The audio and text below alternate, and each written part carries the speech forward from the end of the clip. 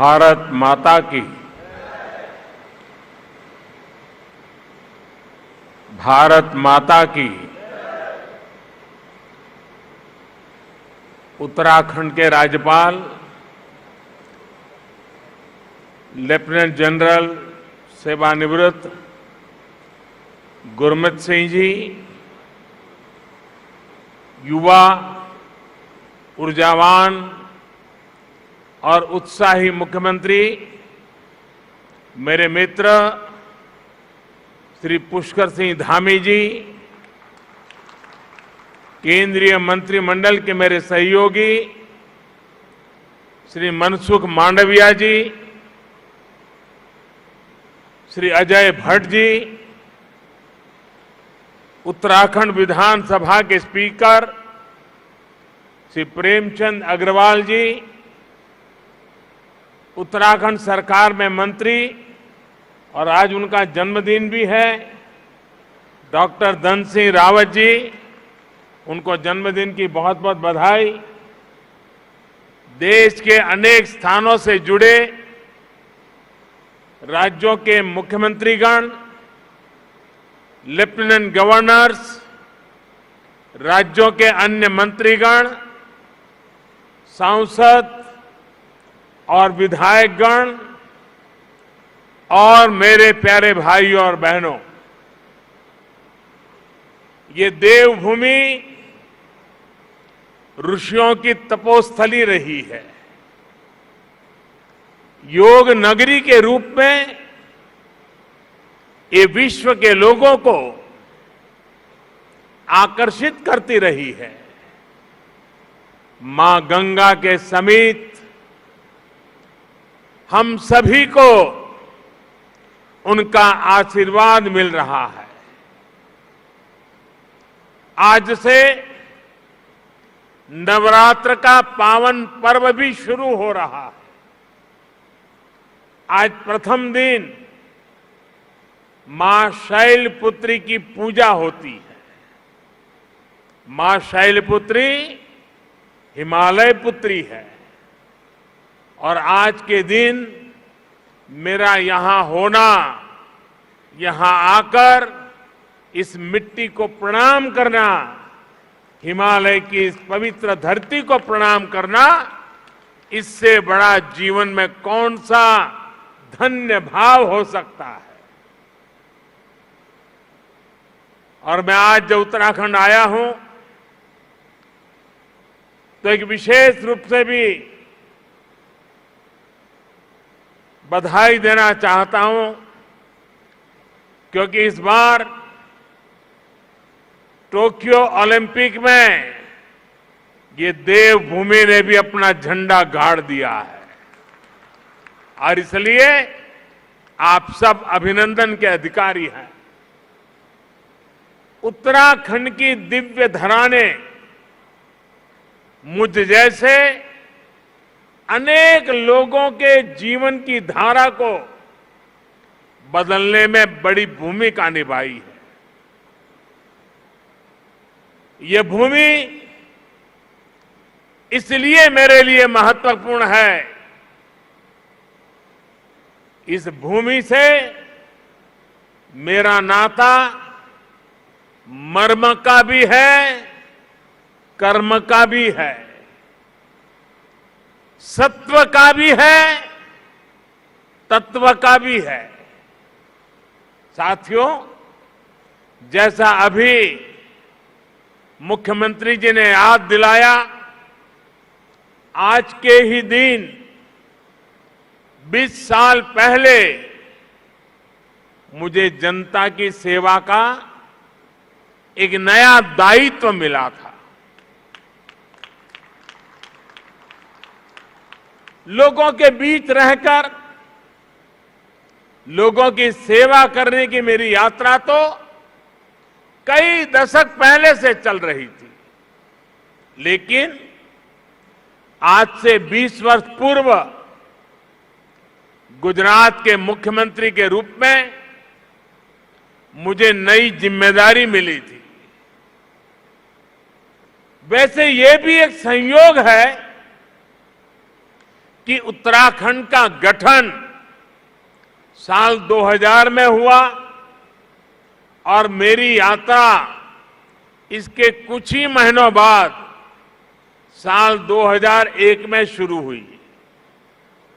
साथियों, सरकार के मुखिया के तौर पर पहले मुख्यमंत्री और फिर देश के लोगों के आशीर्वाद से देश के प्रधानमंत्री पद पर पहुंचना, इसकी कल्पना मैंने कभी नहीं की थी। 20 वर्ष की ये अखंड यात्रा आज अपने 21वें वर्ष में प्रवेश कर रही है और ऐसे महत्वपूर्ण वर्ष में जिस धरती ने मुझे निरंतर अपना स्नेह दिया है, अपनत्व दिया है, वहां आना मैं अपना बहुत बड़ा सौभाग्य समझता हूं। हिमालय की ये तपोभूमि जो तप और त्याग का मार्ग दिखाती है, उस भूमि पर आकर कोटि कोटि देशवासियों की सेवा का मेरा संकल्प और दृढ़ हुआ है और मजबूत हुआ है। यहां आकर एक नई ऊर्जा मुझे मिलती है। भाइयों और बहनों, योग और आयुर्वेद की शक्ति से जिस क्षेत्र ने जीवन को आरोग्य बनाने का समाधान दिया है, वहीं से आज देश भर में अनेक नए ऑक्सीजन प्लांट्स का लोकार्पण हुआ है। ये देश के अलग अलग राज्यों में ऑक्सीजन प्लांट्स की नई सुविधा के लिए मैं आप सभी को, देशवासियों को बहुत बहुत बधाई देता हूं। साथियों, 100 साल के इस सबसे बड़े संकट का सामना हम भारतीय जिस बहादुरी से कर रहे हैं, ये दुनिया बहुत बारीकी से देख रही है। कोरोना से लड़ाई के लिए इतने कम समय में भारत ने जो सुविधाएं तैयार की, वो हमारे देश के सामर्थ्य को दिखाता है। सिर्फ एक टेस्टिंग लैब से करीब 3000 टेस्टिंग लैब का नेटवर्क बनना, मास्क और किट्स के आयात के प्रारंभ, हमारी जिंदगी आज निर्यातक बनने का सफर तेजी से पार कर रही है। देश के दूर दराज वाले इलाकों में भी नए वेंटिलेटर्स की सुविधाएं, made in India corona vaccine का तेजी से और बड़ी मात्रा में निर्माण, दुनिया का सबसे बड़ा और सबसे तेज टीकाकरण अभियान भारत ने जो कर दिखाया, वो हमारी संकल्प शक्ति, हमारे सेवा भाव, हमारी एकजुटता का प्रतीक है। भाइयों और बहनों, भारत की कोरोना से लड़ाई के लिए एक बड़ी चुनौती हमारी जनसंख्या तो थी ही, भारत का विविध भूगोल भी बड़ी चुनौती रहा है। ऑक्सीजन की सप्लाई से लेकर वैक्सीन तक ये दोनों चुनौतियां देश के सामने आती रही, निरंतर आती रही। देश इनसे कैसे लड़ा, ये जानना, ये समझना हर देशवासी के लिए बहुत जरूरी है।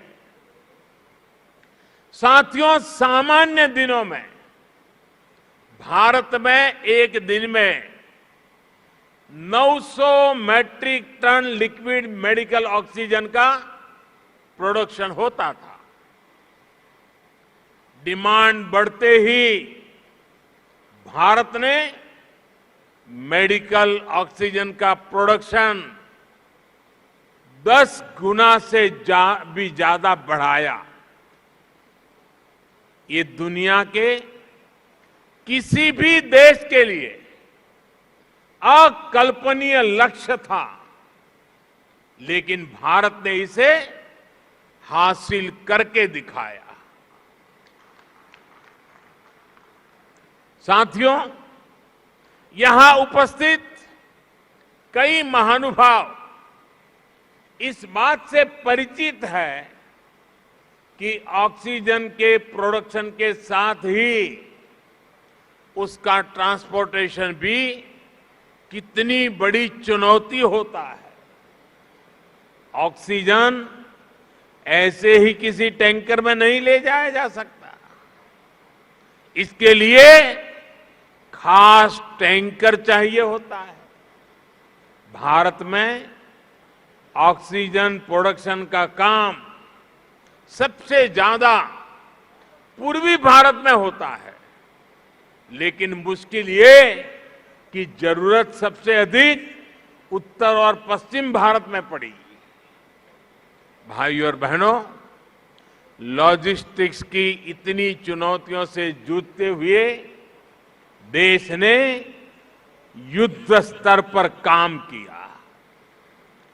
देश और दुनिया में दिन रात जहां से भी संभव हो वहां से oxygen plants, oxygen tanker arrange किए गए, स्पेशल ऑक्सीजन ट्रेन चलाई गई, खाली टैंकरों को तेजी से पहुंचाने के लिए वायुसेना के विमान लगाए गए, प्रोडक्शन बढ़ाने के लिए डीआरडीओ के माध्यम से तेजस फाइटर प्लेन की टेक्नोलॉजी को लगाया गया। पीएम केयर से देश में पीएसए ऑक्सीजन प्लांट लगाने पर काम तो तेज हुआ ही, 1 लाख से अधिक ऑक्सीजन कंसंट्रेटर के लिए पैसा भी दिया गया।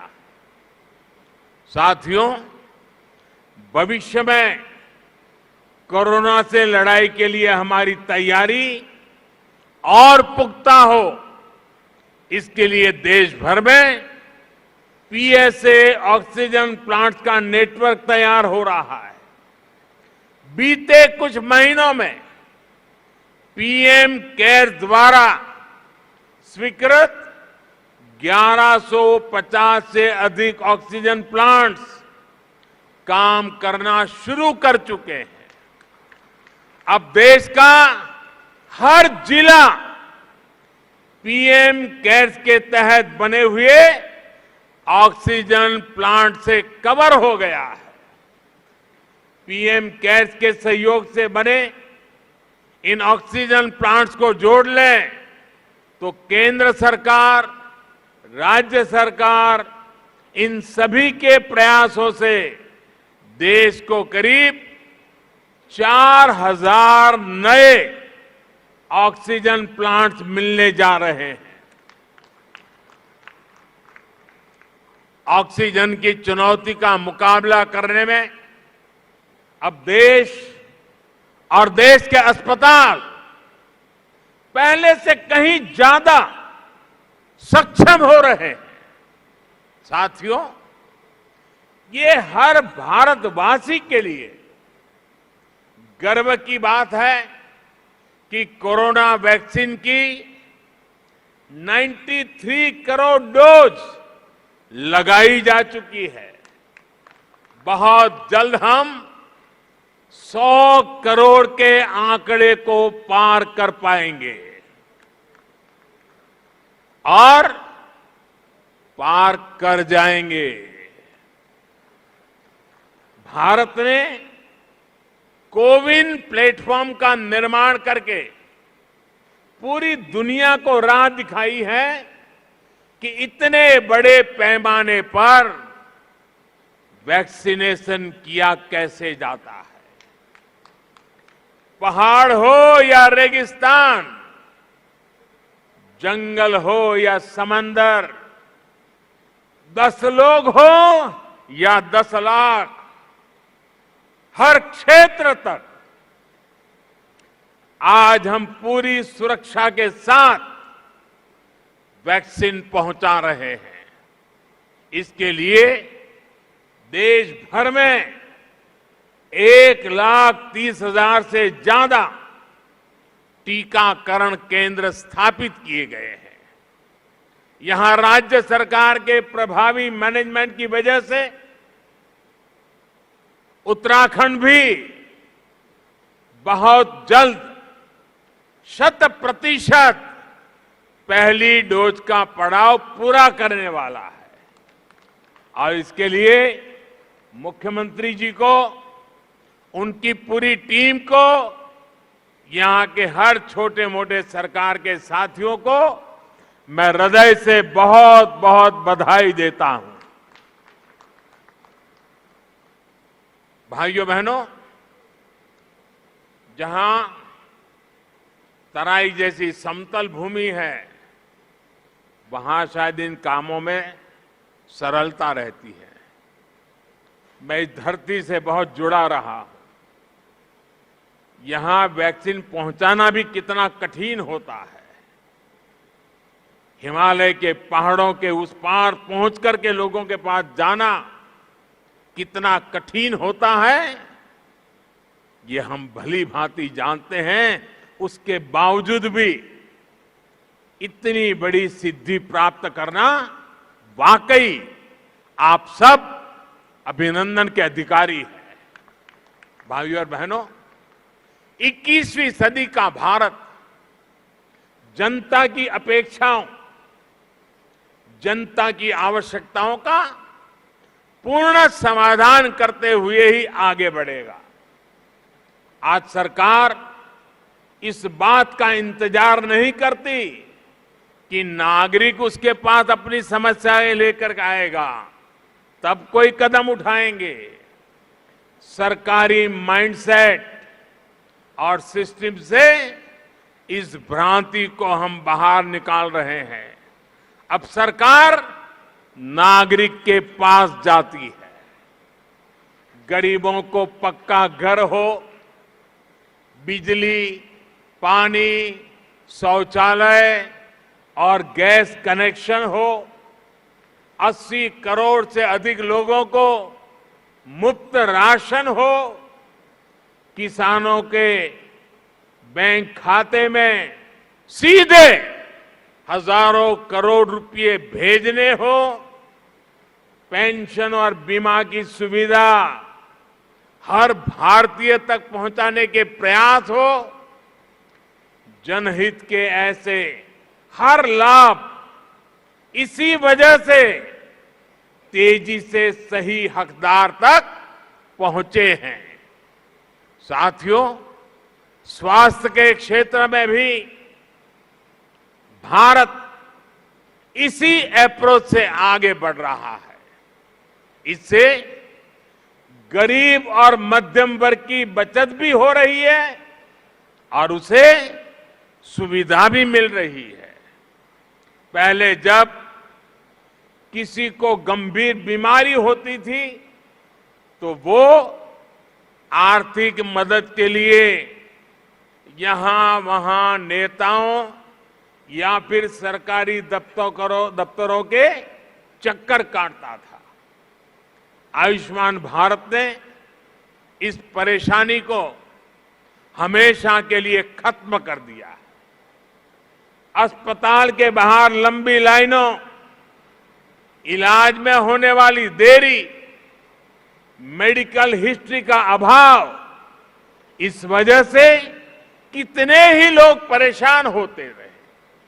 अब आयुष्मान भारत डिजिटल मिशन, इससे पहली बार इसका समाधान करने का प्रयास भी शुरू हुआ है। साथियों, छोटे छोटे उपचार के लिए बीमारी के दौरान रूटीन चेकअप के लिए बार बार आना जाना कितना मुश्किल होता है, ये उत्तराखंड के लोगों से बेहतर कौन समझ सकता है। लोगों की इस मुश्किल को दूर करने के लिए अब ई संजीवनी ऐप की सुविधा दी गई है। इससे गांव में अपने घर पर बैठे बैठे मरीज शहरों के अस्पतालों में डॉक्टर से कंसल्टेशन ले रहे हैं। इसका लाभ अब उत्तराखंड के लोगों ने भी उठाना शुरू किया है। भाई और बहनों, स्वास्थ्य सुविधाएं सभी तक पहुंचाने के लिए लास्ट माइल डिलीवरी से जुड़ा एक सशक्त हेल्थ इंफ्रास्ट्रक्चर भी बहुत जरूरी होता है। 6-7 पहले तक सिर्फ कुछ राज्यों तक ही एम्स की सुविधा थी। आज हर राज्य तक एम्स पहुंचाने के लिए काम हो रहा है।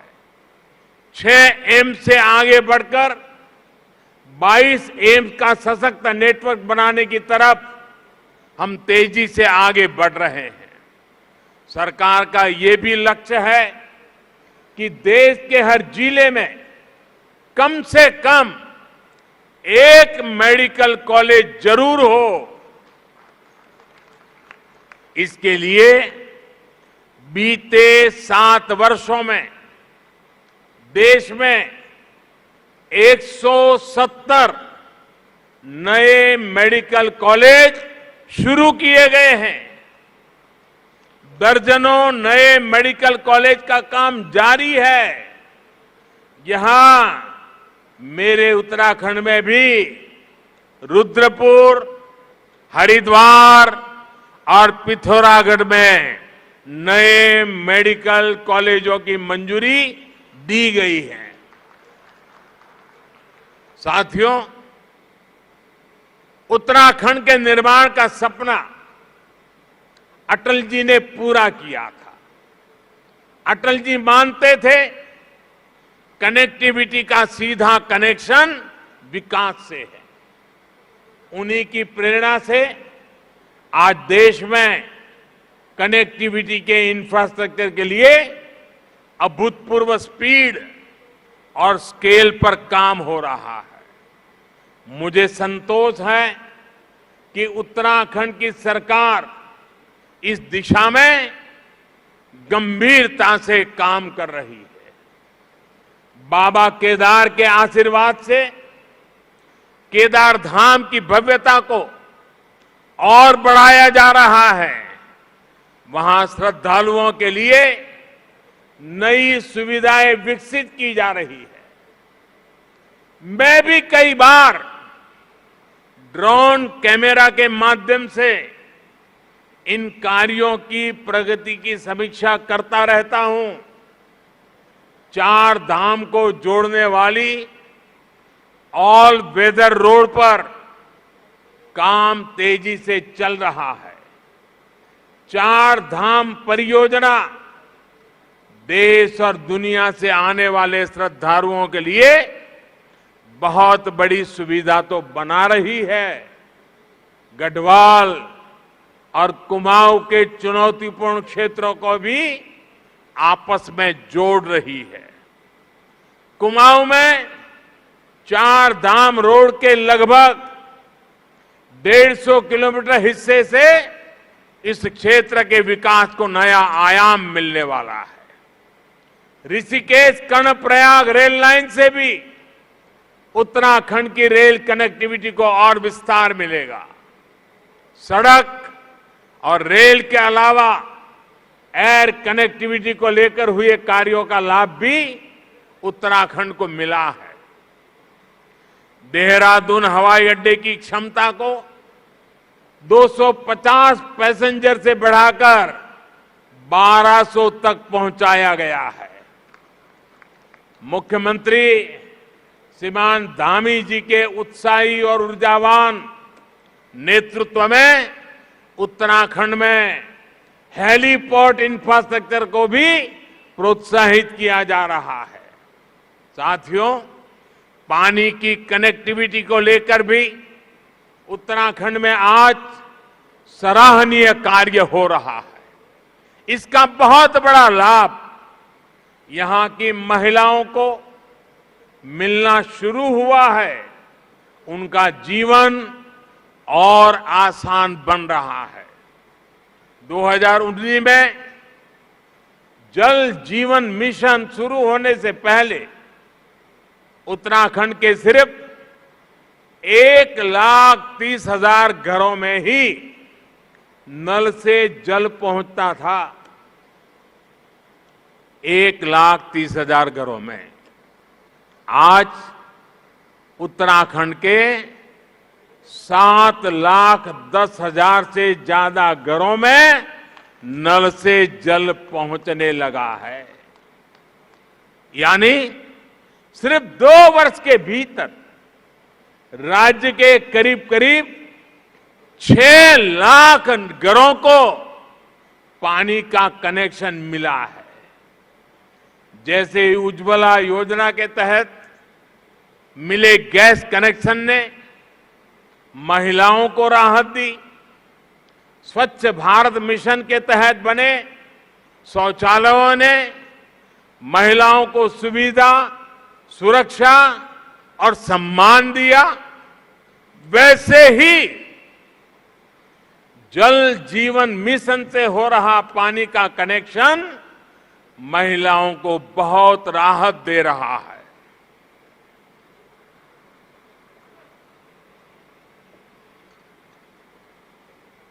साथियों, उत्तराखंड की देश की सुरक्षा में बहुत बड़ी भूमिका है।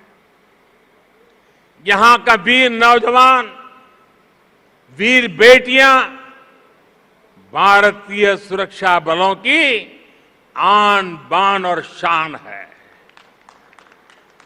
हमारी सरकार हर फौजी, हर पूर्व फौजी के हितों को लेकर भी पूरी गंभीरता से काम कर रही है। ये हमारी ही सरकार है जिसने 1 रैंक 1 पेंशन को लागू करके अपनी फौजी भाइयों की 40 साल पुरानी मांग पूरी की। और हमारे धामी जी तो खुद ही फौजी के बेटे हैं। वो बता भी रहे थे कि 1 रैंक 1 पेंशन, इस फैसले ने फौजियों को कितनी बड़ी मदद की है। साथियों, ये हमारी ही सरकार है जिसने दिल्ली में नेशनल वॉर मेमोरियल बनाकर देश के वीर जवानों को श्रद्धांजलि अर्पित की है। ये हमारी ही सरकार है जिसने बैटल कैजुअलिटी वेलफेयर फंड का लाभ आर्मी के साथ साथ नौसेना और वायुसेना के शहीदों को भी सुनिश्चित किया है।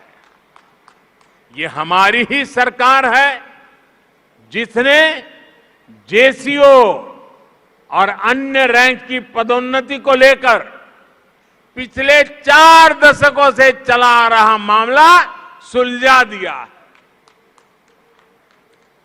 पूर्व सैनिकों को पेंशन से जुड़ी दिक्कतें ना आए, इसके लिए भी हम डिजिटल टेक्नोलॉजी का इस्तेमाल बढ़ा रहे हैं।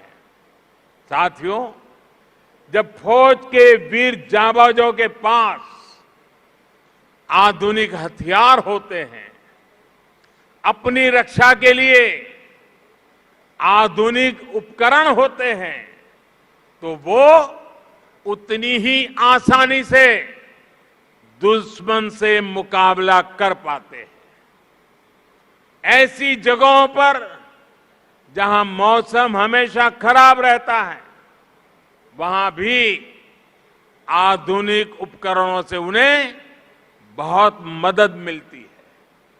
हमारी सरकार ने रक्षा क्षेत्र में जो आत्मनिर्भरता का अभियान चलाया है, वो भी बहुत बड़ी मदद हमारे फौजी साथियों की करने वाला है। और निश्चित तौर पर सरकार के इन सभी प्रयासों का लाभ उत्तराखंड को होगा, यहां के लोगों को भी होगा। भाइयों और बहनों, हम दशकों की उपेक्षा से देवभूमि को निकालने का बहुत ईमानदारी से, पूरी गंभीरता से प्रयास कर रहे हैं। बेहतर इंफ्रास्ट्रक्चर बनने के बाद वीरान पड़े गांव फिर से आबाद होने लगे हैं। कोरोना काल में मेरी यहां के अनेक युवाओं से, किसानों से कई बार बातचीत हुई है। जब वो बताते हैं कि उनके घर सड़क पहुंच चुकी है, अब उन्होंने होम स्टे खोल दिया है, तो मन को बहुत संतुष्टि मिलती है। नए इंफ्रास्ट्रक्चर से कृषि, पर्यटन, तीर्थाटन और उद्योगों के लिए, युवाओं के लिए अनेक नए अवसर खुलने वाले हैं।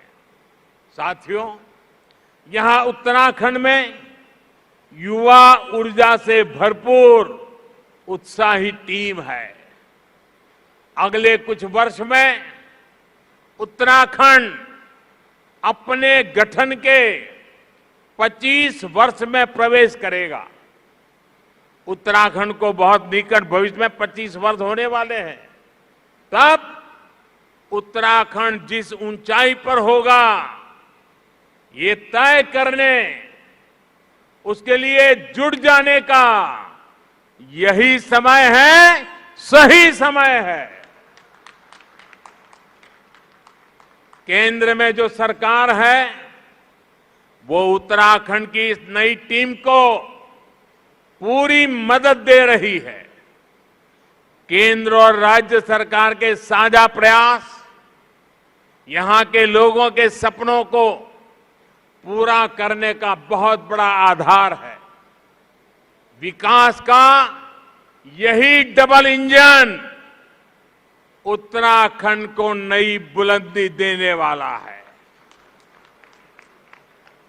बाबा केदार की कृपा से हम हर संकल्प को सिद्ध करें, इसी कामना के साथ आप सभी को बहुत बहुत शुभकामनाएं।